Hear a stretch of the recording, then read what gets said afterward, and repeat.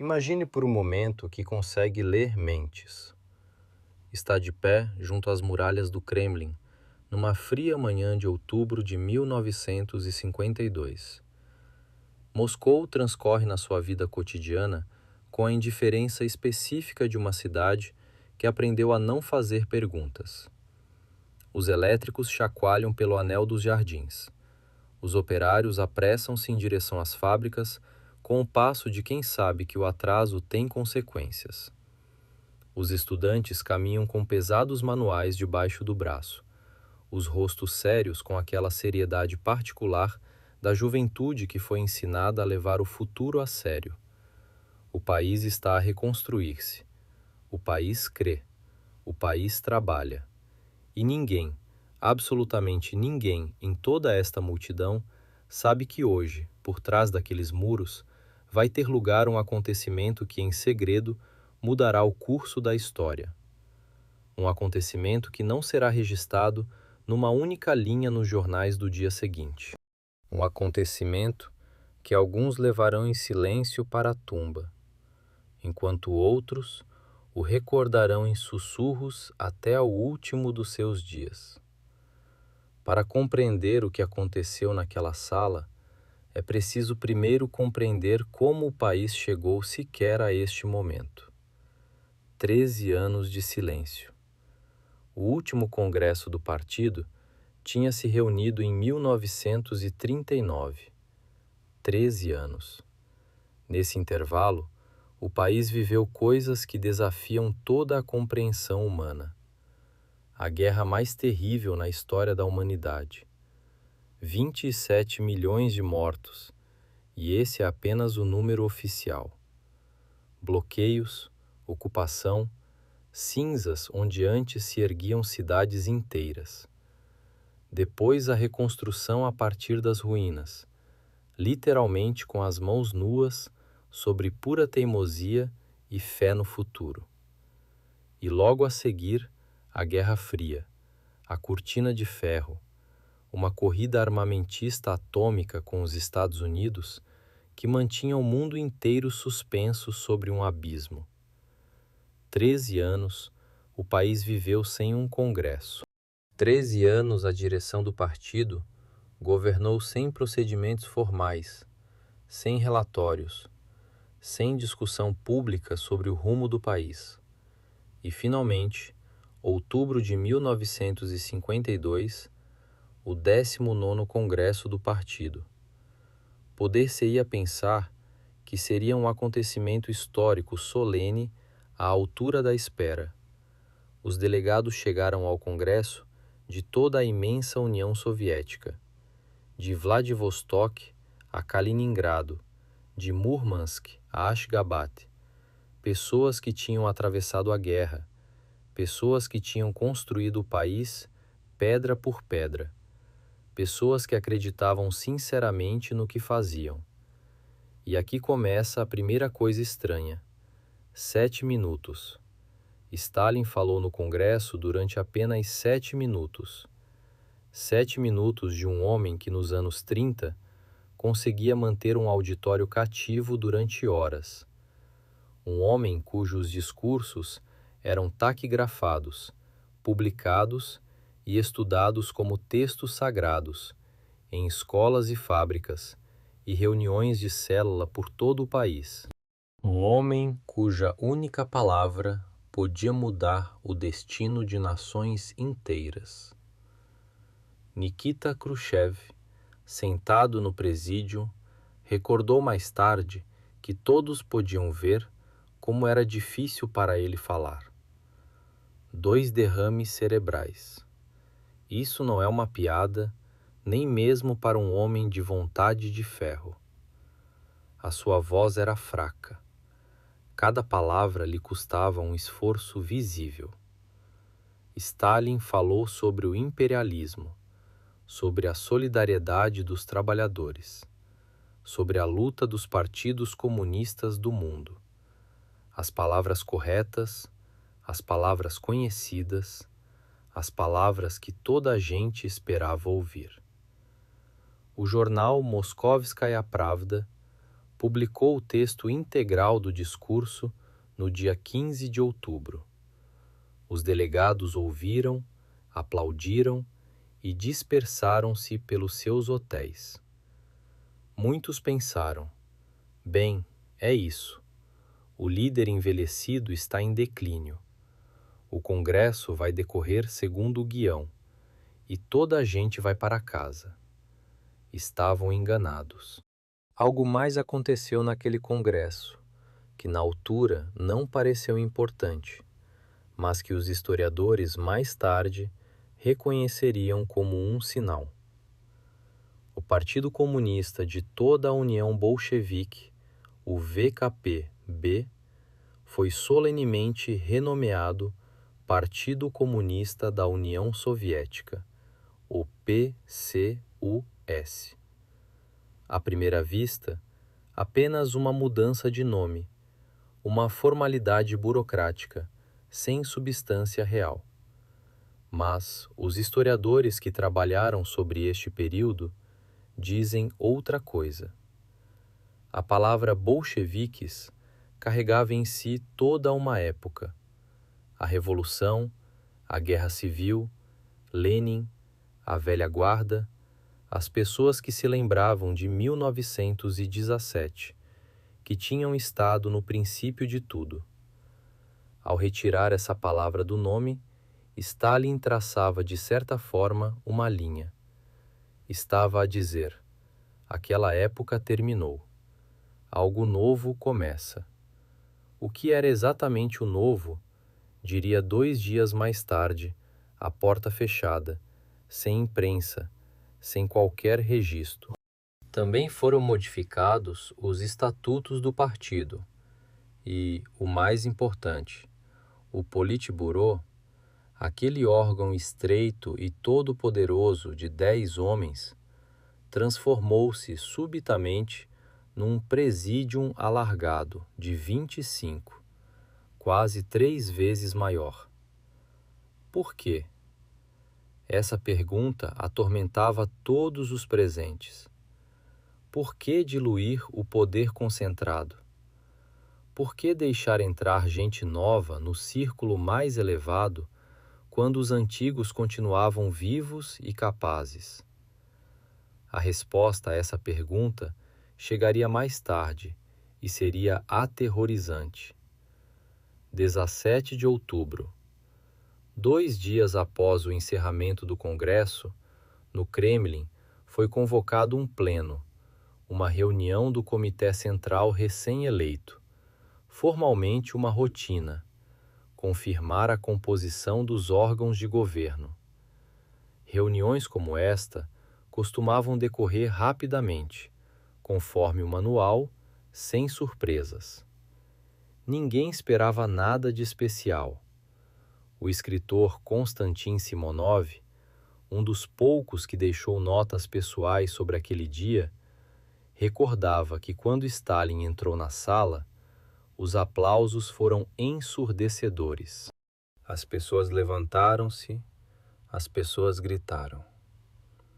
Era habitual, ritual, quase mecânico, saudar o líder com uma ovação. E então veio a primeira de uma série de coisas surpreendentes. Stalin, com um gesto brusco, quase grosseiro, levantou a mão e cortou os aplausos. Camaradas, isto não é uma sessão do Soviet Supremo e não é um comício pela paz. Reunimo-nos para uma conversa séria. Simonov escreveu que a sala ficou gelada num instante. Aquele tom não se ouvia há muito tempo. Não havia nele qualquer solenidade, nenhum ritual. Havia frio, o frio áspero e perigoso de um homem que não tinha vindo para celebrar. E então veio a segunda coisa surpreendente. Stalin começou a falar de verdade, com segurança, com clareza, sem notas. O mesmo homem que 2 dias antes mal conseguira manter-se na tribuna, durante 7 minutos, falava agora como se voltasse a ter 40 anos. A sua voz ganhava firmeza, o seu olhar tornava-se penetrante, os seus gestos precisos e enérgicos. 1 hora e meia sem parar. A sala não se moveu. E as primeiras palavras substantivas que pronunciou caíram no silêncio como uma pedra em água quieta. Não há unidade no partido. Há um fenômeno que os psicólogos chamam de dissonância cognitiva, aquele estado em que a mente recebe duas informações contraditórias ao mesmo tempo e simplesmente não consegue processá-las. O homem que 2 dias antes mal havia conseguido ficar de pé na tribuna durante 7 minutos, o homem cuja voz fraca e cujo esforço visível para pronunciar cada palavra havia convencido tantos delegados de que o líder estava em declínio irreversível, esse mesmo homem estava agora de pé, diante do Comitê Central recém-eleito, falando com uma clareza, uma firmeza e uma energia que pertenciam a uma versão mais jovem de si mesmo. Sem notas, sem papel algum na mão, sem os tropeços e as pausas de quem luta contra o próprio corpo. 1 hora e meia de discurso contínuo, metódico, construído com a precisão de um homem que havia passado décadas aprendendo exatamente como as palavras funcionam quando são pronunciadas diante de pessoas que não têm para onde fugir. A sala não se movia, a sala não respirava, a sala esperava, com aquela espera específica de quem sabe que algo está prestes a acontecer, mas ainda não sabe o que. E essa incerteza é às vezes mais aterrorizante do que qualquer certeza poderia ser. E então Stalin começou a pronunciar nomes. Há um momento em qualquer investigação histórica em que os documentos e as análises e as interpretações acadêmicas cedem lugar a algo mais imediato, mais físico, mais humano. Um momento em que você para de ler sobre um acontecimento e começa a estar presente nele.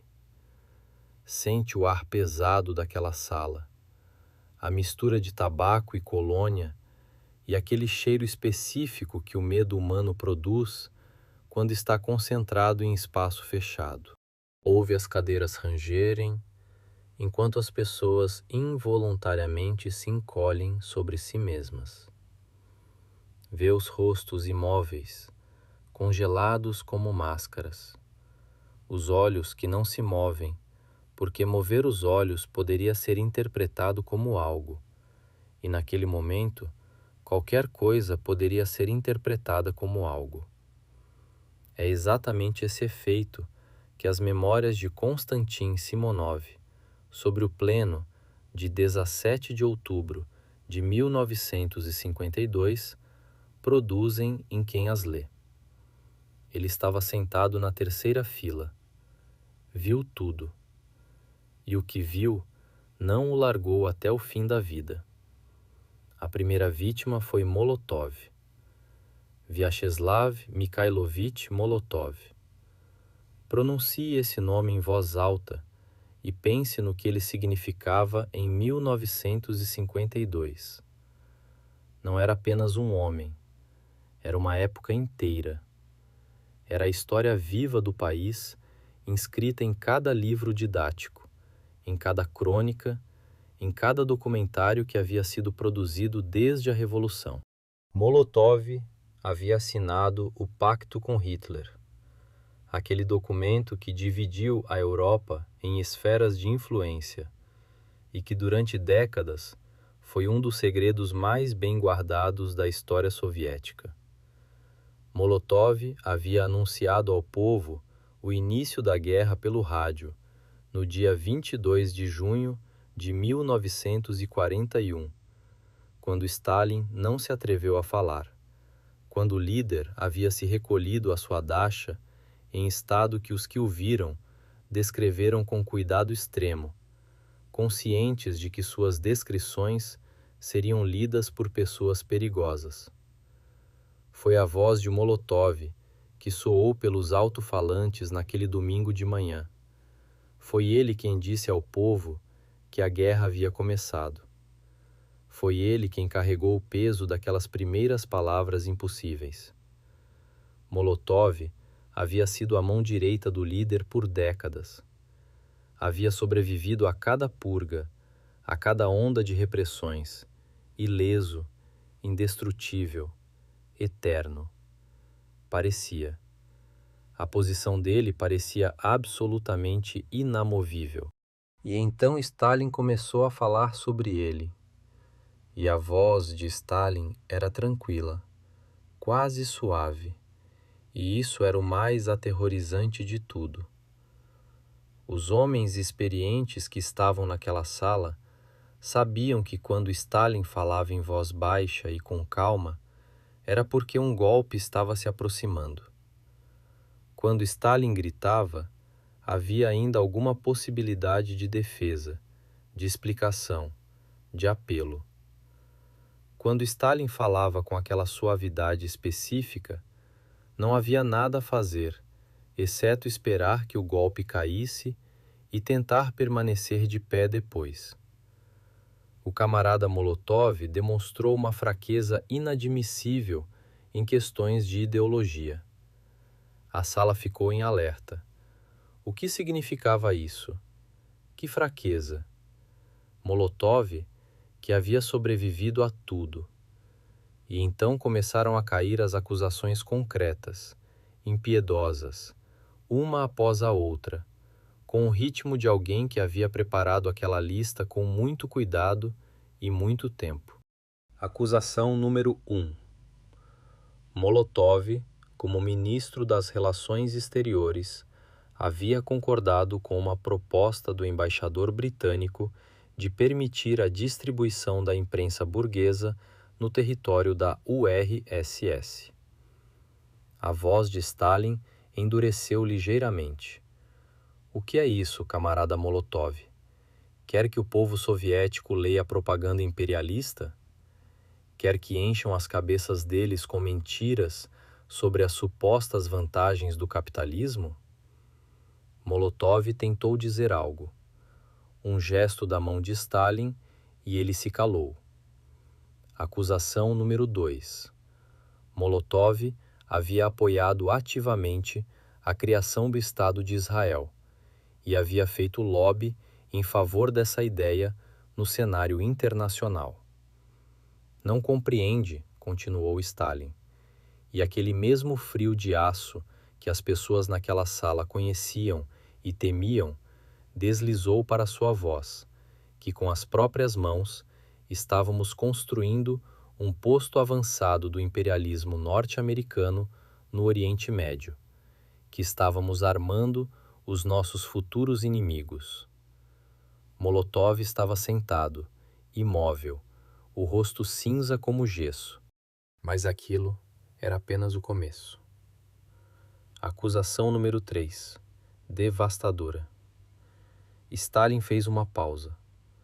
Ele sabia fazer pausas de tal maneira que cada coração na sala se contraía, inclusive os corações daqueles a quem a acusação não dizia respeito diretamente.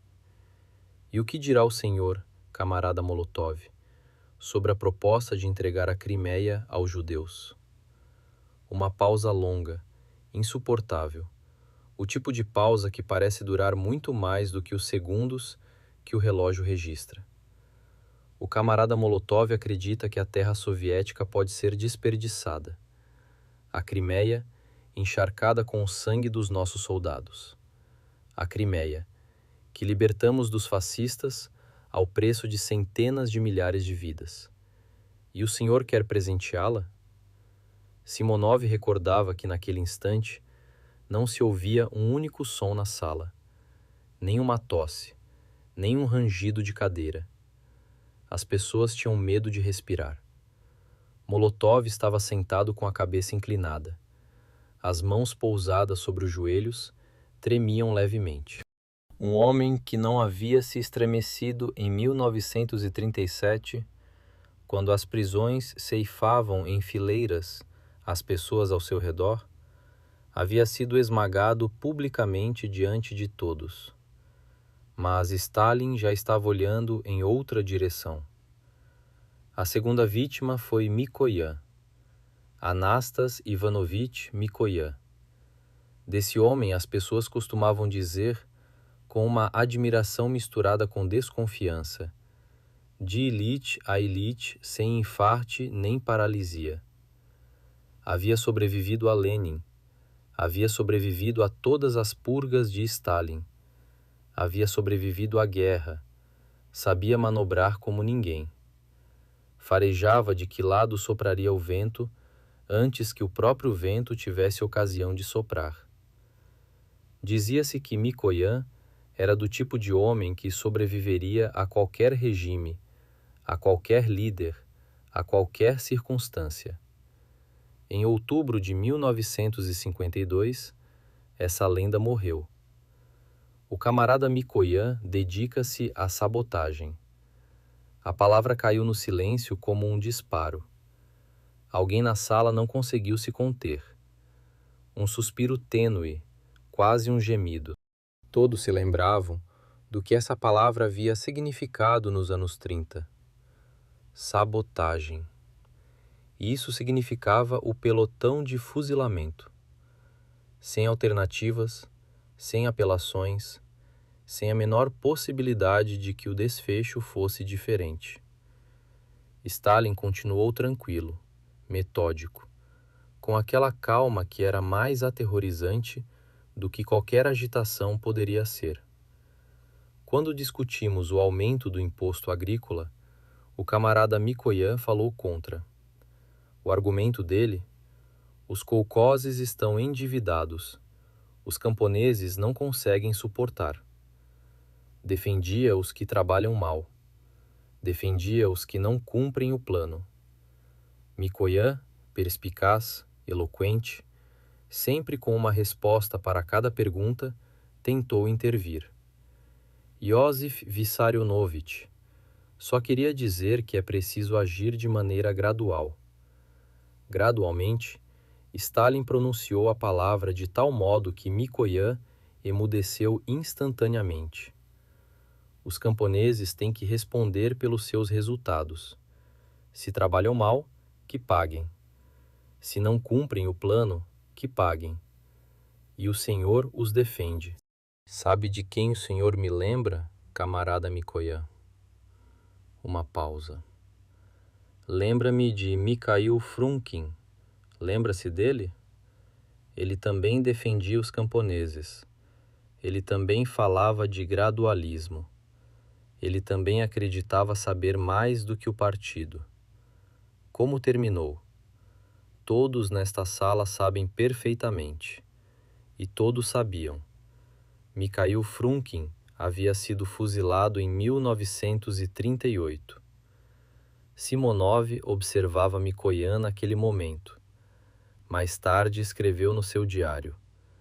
Grossas gotas de suor brotavam na testa dele. Não se movia, não falava.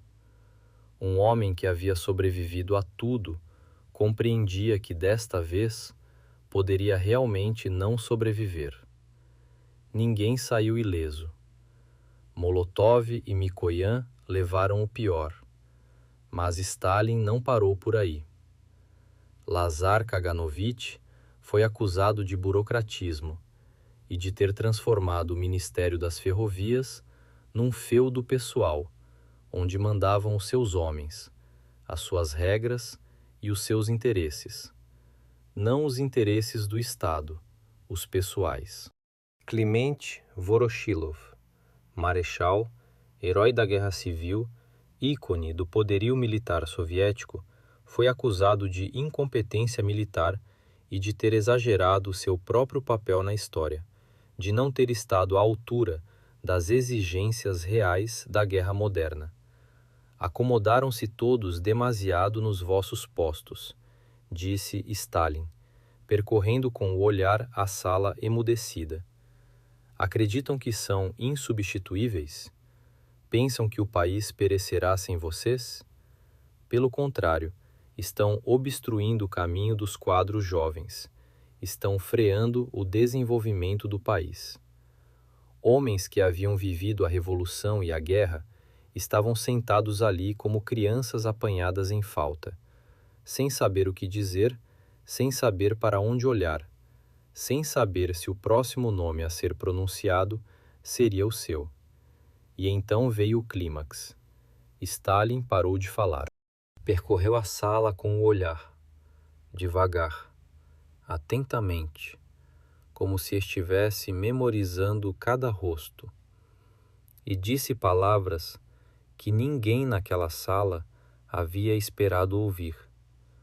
Palavras tão impossíveis que durante vários segundos o cérebro simplesmente se recusava a processá-las.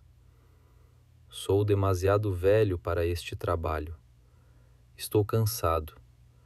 Já não consigo suportar o peso desta responsabilidade. Peço que me libertem das minhas funções como presidente do Conselho de Ministros e secretário-geral do Comitê Central. O silêncio que se seguiu foi de uma qualidade diferente de todos os silêncios anteriores daquela tarde. Era o silêncio de pessoas a quem o chão havia desaparecido debaixo dos pés. Há situações na vida que o cérebro humano simplesmente não está equipado para processar em tempo real.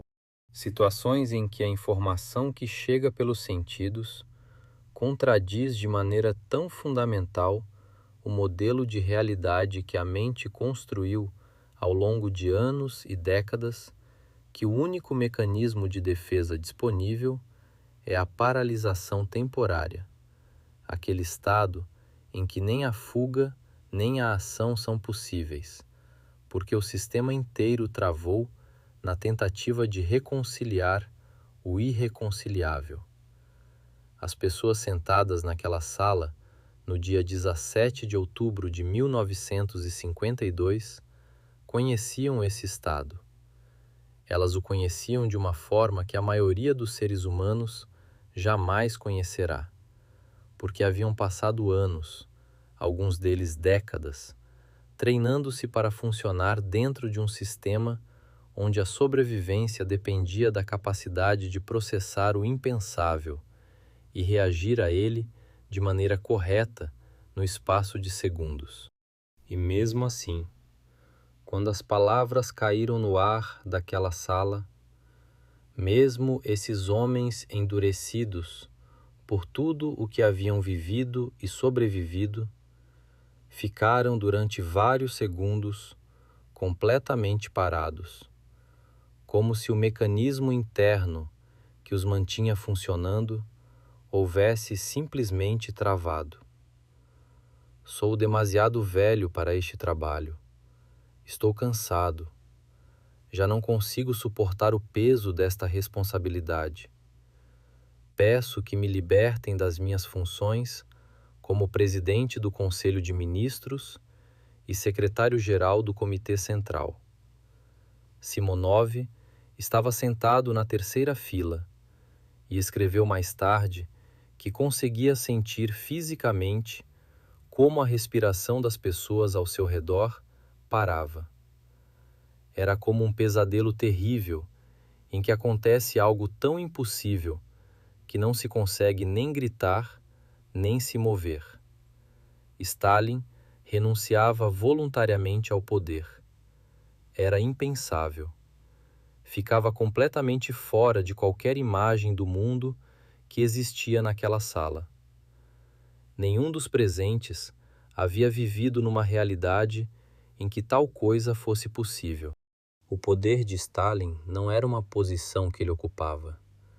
Era uma força da natureza, uma constante do universo, algo tão fundamental e tão permanente quanto a gravidade ou o movimento do Sol. E agora ele estava dizendo que queria abrir mão dela, que estava cansado, que era demasiado velho. As palavras chegavam ao cérebro, mas a compreensão não a seguia.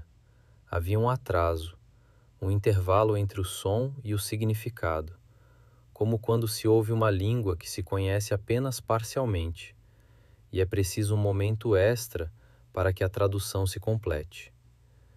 E então Simonov se fixou em algo importante, um detalhe que ele registrou com a atenção específica de um escritor que entende que os detalhes são onde a verdade real se esconde. Georgy Malenkov, corpulento, prudente, calculando sempre cada movimento antes de fazê-lo, estava sentado logo atrás de Stalin. Quando aquelas palavras foram pronunciadas, empalideceu com tanta rapidez que Simonov temeu que ele fosse desmaiar ali mesmo. No rosto dele havia um terror sem disfarce, o tipo de terror que não consegue se esconder porque acontece rápido demais para que os músculos faciais treinados possam interceptá-lo. Mas, e este é o ponto crucial, Malenkov se recuperou mais rápido do que qualquer outro na sala. E quando se recuperou, algo havia mudado no seu rosto. Havia uma compreensão ali, onde antes havia apenas terror. Porque Malenkov compreendeu o que os outros ainda não haviam decifrado. Aquilo era uma prova. Stalin os estava testando a todos naquele exato instante, observando com aqueles olhos semifechados quem se alegraria, quem ficaria quieto calculando as possibilidades, quem começaria a fazer planos mentais para a cadeira que estaria prestes a ficar vaga. E Malenkov, tendo compreendido isso em frações de segundo, fez a única coisa que havia para fazer. Começou a fazer gestos frenéticos em direção à sala, gestos que diziam sem palavras o que precisava ser dito imediatamente. Levantem-se, gritem. E foi como se um dique se rompesse na sala. Não, camarada Stalin, é impossível. O senhor é o nosso líder. O partido não pode continuar sem o senhor. O povo não vai entender. Pedimos que fique. As pessoas se levantavam, estendiam as mãos, gritavam com aquela mistura específica de desespero genuíno e desespero performático que o sistema havia treinado nelas ao longo de anos, a capacidade de sentir e demonstrar ao mesmo tempo, de ser e representar simultaneamente, de modo que nem elas próprias sabiam sempre onde terminava uma coisa e começava a outra. Khrushchev escreveu mais tarde nas suas memórias, com a honestidade específica de um homem que sabe que pode permitir-se ser honesto, porque todos os outros já morreram. Eu gritava com todos os outros, mas no fundo pensava algo completamente diferente. Dizer isso em voz alta naquele momento teria equivalido ao suicídio. Era um homem que conhecia a diferença entre o que se pensa e o que se diz, com uma precisão que havia sido afiada por décadas de sobrevivência num sistema onde essa diferença determinava se você ia para casa ou não voltava mais. Stalin estava de pé com calma, os olhos ligeiramente semicerrados. Olhava para cada um com atenção, com acuidade, sem pressa, memorizando quem gritava com sinceridade, quem representava um papel e quem ficava quieto demais, ou se movia rápido demais, ou demonstrava qualquer um dos sinais que ele havia aprendido ao longo de décadas a reconhecer como indicadores do que se passava por baixo da superfície controlada dos rostos de seus camaradas. O espetáculo durou cerca de 10 minutos. Por fim, Stalin levantou a mão. A sala emudeceu instantaneamente, com aquela instantaneidade específica dos ambientes onde o gesto de uma pessoa tem força suficiente para parar o movimento de todos os outros ao mesmo tempo. Muito bem, camaradas. Vejo que insistem. Submeto-me à vontade do partido. Vou ficar. A sala explodiu numa ovação de pé.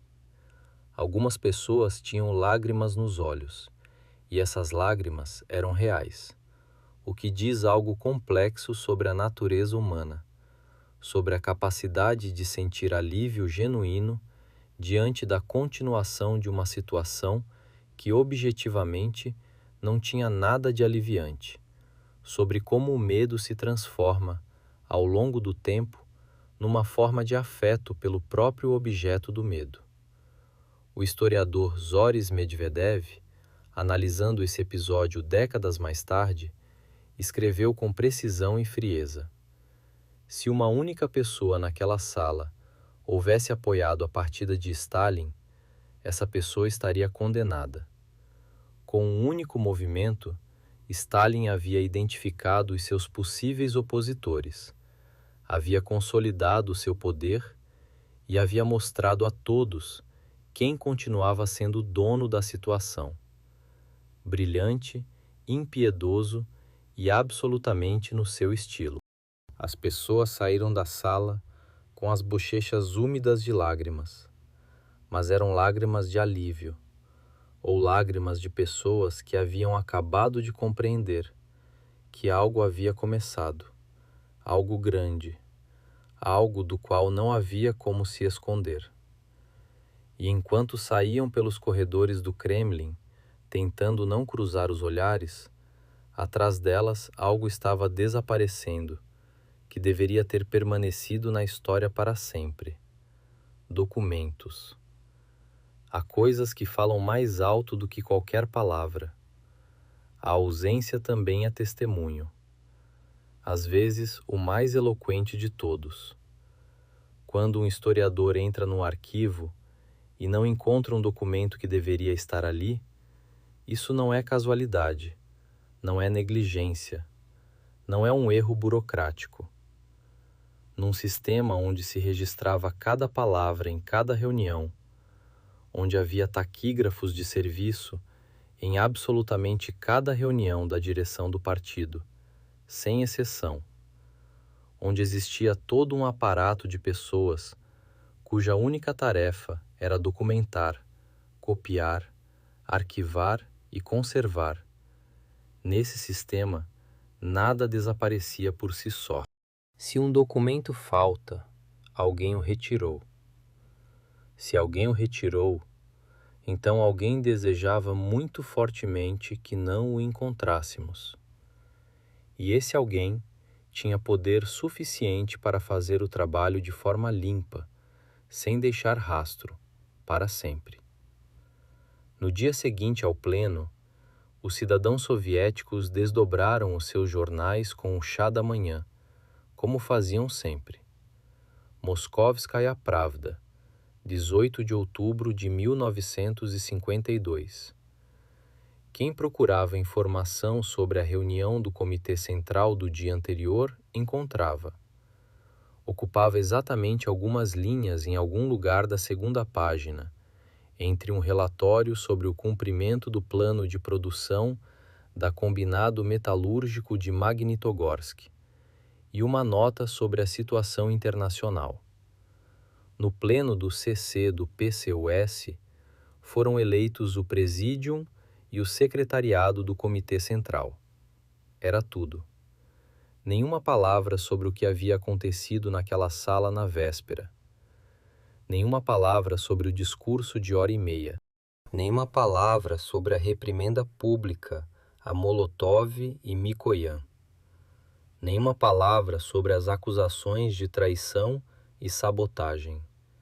Nenhuma palavra sobre o anúncio de renúncia, nem sobre como a sala havia suplicado ao líder que ficasse. Apenas foram eleitos o Presídium e o Secretariado. A pessoa que leu essa nota com o chá da manhã deixou o jornal de lado e foi trabalhar sem saber, sem suspeitar, sem a menor ideia do que havia acontecido no dia anterior por trás dos muros do Kremlin. Isso foi por desígnio. Para captar a magnitude do que ocorreu, é preciso entender como funcionava o sistema soviético de burocracia ao mais alto nível. Era uma máquina ininterrupta, pedante, absolutamente impiedosa na sua precisão. Em cada sessão do Politburo, em cada pleno do Comitê Central, em cada reunião minimamente significativa da direção do partido, havia taquígrafos presentes, especialmente treinados, especialmente selecionados, especialmente examinados quanto à confiabilidade. Eles registravam cada palavra ao pé da letra, com pausas, com lapsos, com interjeições vindas da sala.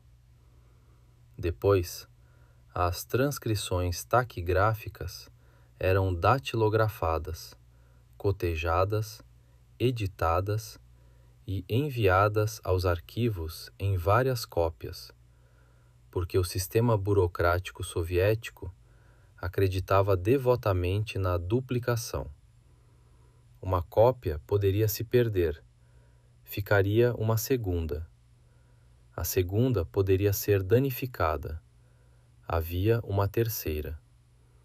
Junto com as transcrições, havia atas oficiais, registros formais das decisões adotadas, listas de presentes, pautas, materiais de apoio. Tudo era arquivado, numerado, lacrado e enviado à conservação em locais estritamente definidos. Os discursos de Stalin eram uma categoria à parte. Cada uma das suas aparições públicas, cada palavra pronunciada num ato oficial, era registrada com precisão religiosa, era transcrita. Ele gostava de editar os próprios textos. Era publicada, distribuída às organizações do partido em todo o país. Era estudada, era citada. As palavras do líder não podiam simplesmente desaparecer, mas desapareceram. Quando, após o colapso da União Soviética, os historiadores tiveram acesso a arquivos antes classificados, lançaram-se a procurar os materiais do pleno de 17 de outubro de 1952 e encontraram o vazio. Não pastas classificadas com o carimbo de alto secreto, não documentos fechados aos pesquisadores. O vazio. Precisamente no lugar onde os documentos deveriam estar e não estavam. Os irmãos Roy e Zoris Medvedev, dois historiadores que dedicaram as suas vidas ao estudo da era de Stalin, trabalhando independentemente um do outro e a partir de ângulos diferentes, chegaram à mesma conclusão. Os documentos haviam sido destruídos deliberadamente. Zoris Medvedev escreveu: a direção do partido encontrava-se em estado de choque após aquele pleno. Não queriam que a verdade sobre o ajuste de contas interno do partido chegasse a um círculo amplo de pessoas. Não queriam que a história registrasse a humilhação pública de Molotov e Mikoyan. Não queriam que futuros historiadores analisassem cada palavra daquele discurso e tirassem conclusões sobre o que acontecia nas altas esferas do poder. E fizeram a única coisa que pessoas com as suas capacidades podiam fazer: varreram tudo. Como foi possível destruir todas as cópias num sistema de duplicação que existia precisamente para que nada se perdesse de forma irreparável? A resposta é simples e aterrorizante ao mesmo tempo. O acesso às transcrições taquigráficas dos plenos do Comitê Central era de um círculo extremamente reduzido de pessoas. Na prática, apenas os membros do Presídium, As mesmas pessoas que haviam estado sentadas naquela sala, as mesmas pessoas que acabavam de ser humilhadas publicamente, acusadas de traição e sabotagem, as mesmas pessoas que haviam saído da sala com as mãos tremendo e a consciência de que as suas vidas dependiam de um fio. Essas pessoas controlavam os documentos. Essas pessoas tinham a autoridade para dar a ordem. E se pusessem de acordo entre si, e tinham mais do que motivos suficientes para isso, destruir tudo não apresentava nenhuma dificuldade técnica. Era questão de uma única chamada telefônica, de uma única ordem à pessoa indicada, do trabalho de uma única noite.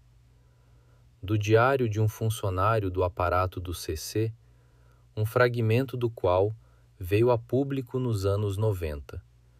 As taquígrafas choravam. Uma delas, Maria Petrova, sussurrou-me no corredor. Ordenaram-nos entregar todos os cadernos, todos sem exceção, e esquecer o que ouvimos. Uma semana mais tarde, Maria Petrova foi transferida discretamente para outro departamento. Nunca mais a vi. A história não gosta de respostas simples, especialmente quando o assunto são pessoas que passaram a vida inteira ocultando a verdade de maneira profissional. Pessoas que podiam dizer uma coisa, pensar outra e fazer uma terceira. Pessoas que existiam num mundo onde a franqueza equivalia ao suicídio e a mentira era a única ferramenta confiável de sobrevivência. Por isso, mesmo agora, não existe uma versão única do pleno de 17 de outubro de 1952. Nenhum consenso entre os historiadores, nenhuma resposta definitiva, nenhum documento que resolva de uma vez por todas a questão central. O que exatamente estava passando pela cabeça de Stalin naqueles últimos meses de vida? Há 3 versões, 3 explicações fundamentalmente diferentes, e cada uma é convincente à sua maneira, e cada uma é aterrorizante à sua maneira. A primeira versão é a que a maioria dos historiadores sérios da era de Stalin sustenta com mais firmeza. Stalin estava preparando uma nova onda de repressões comparável à de 1937, ou, segundo algumas estimativas, superando-a em escala. As provas são várias, e cada uma delas tem peso suficiente para ser levada a sério por si mesma. A primeira, a ampliação do Presídium. Por que Stalin precisaria ampliar o órgão supremo do poder de 10 para 25 membros?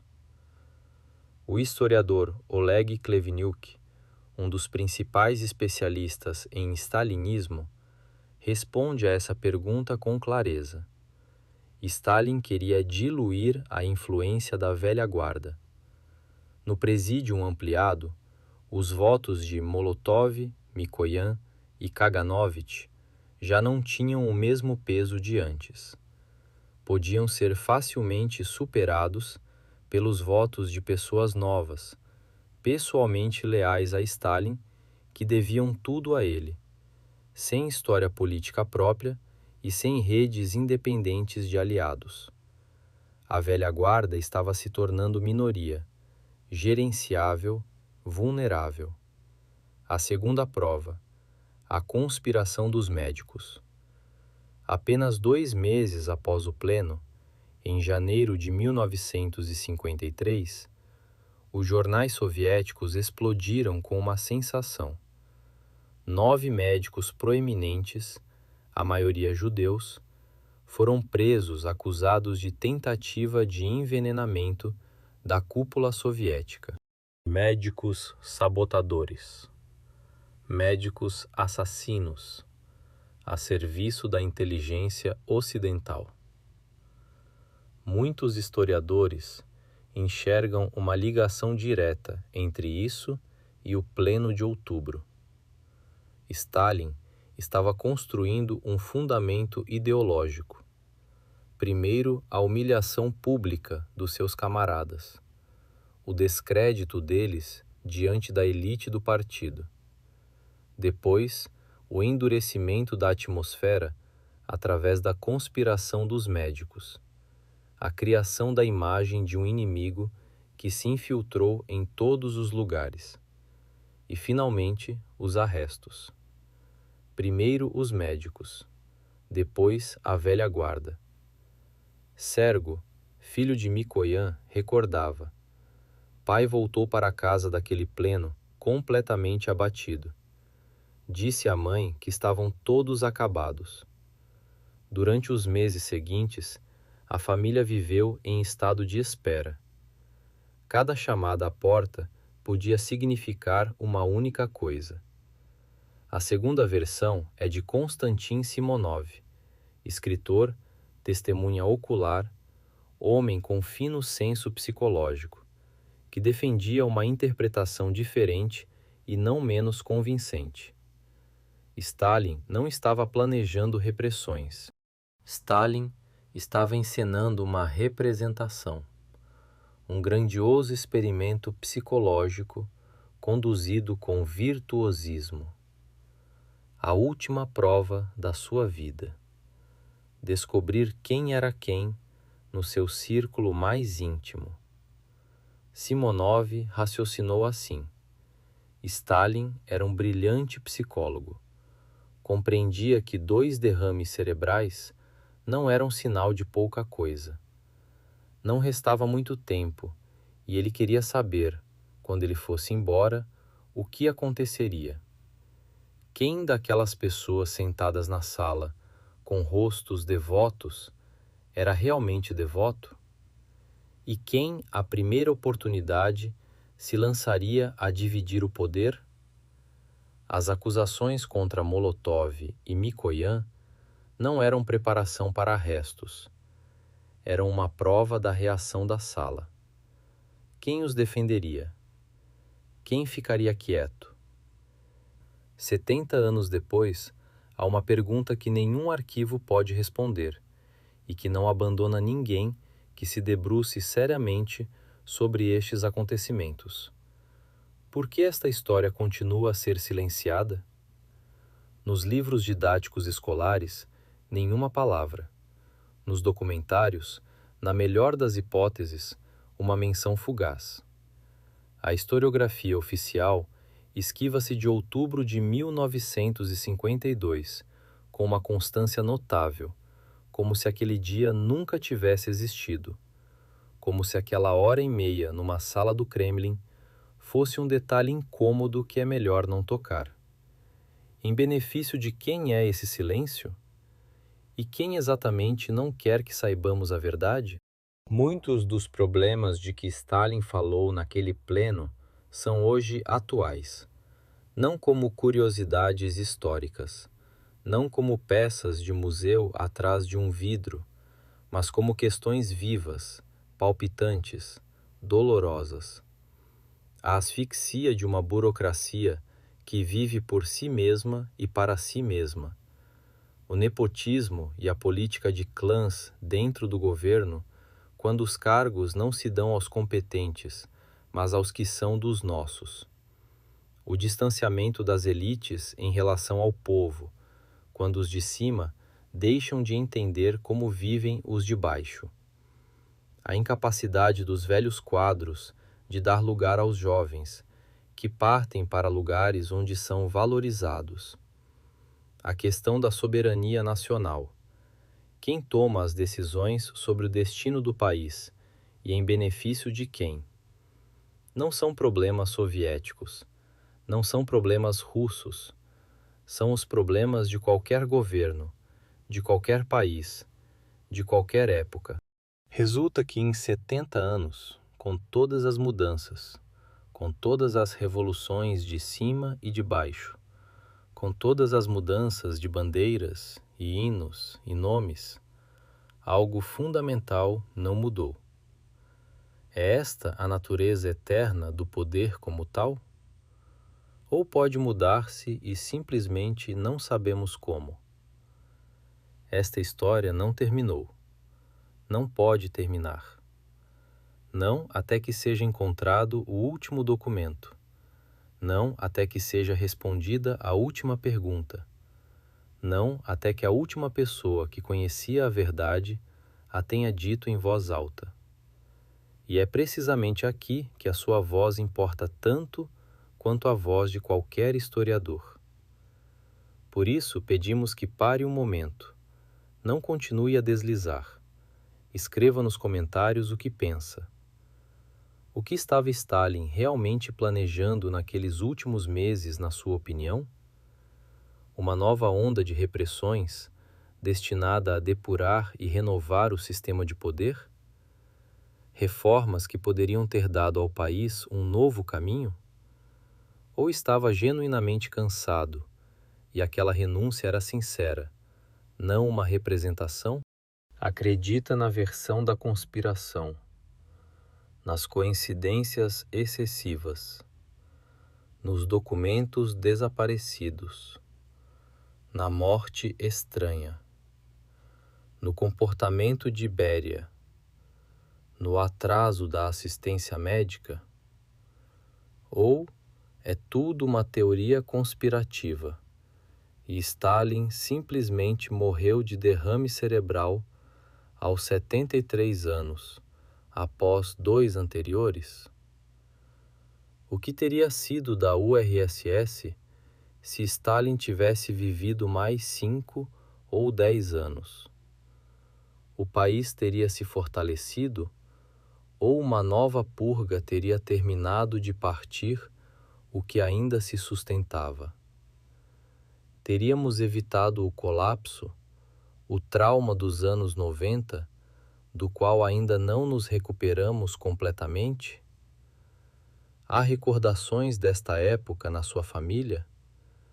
Pessoas que viveram então, que puderam ser testemunhas dos acontecimentos, não no Kremlin talvez, mas no mesmo ar, na mesma atmosfera, naquela espera específica de outubro de 1952, que se sentia em todos os lados? Partilhe-as. Esses testemunhos pessoais não têm preço. A verdadeira história é composta exatamente deles. Se este vídeo o fez pensar, se esta investigação abriu uma pergunta que não existia antes, deixe o seu gosto. É um gesto simples que diz: histórias como esta são necessárias. Investigações como esta importam.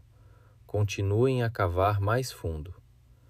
Partilhe com quem se importa em conhecer a verdade da sua própria história, não a versão que foi escrita nos livros didáticos, mas a que era sussurrada nos corredores, anotada nos diários pessoais e amontoada num canto junto com a roupa de inverno por se viessem prender. Subscreva o canal, porque a próxima história não será menos envolvente. Estamos a investigar o desaparecimento das reservas de ouro do Império Russo. Toneladas de ouro, vários países, dezenas de versões e nenhuma resposta definitiva, porque a verdadeira história é sempre uma história de detetives. E uma história de detetives não termina até que seja encontrada a última pista.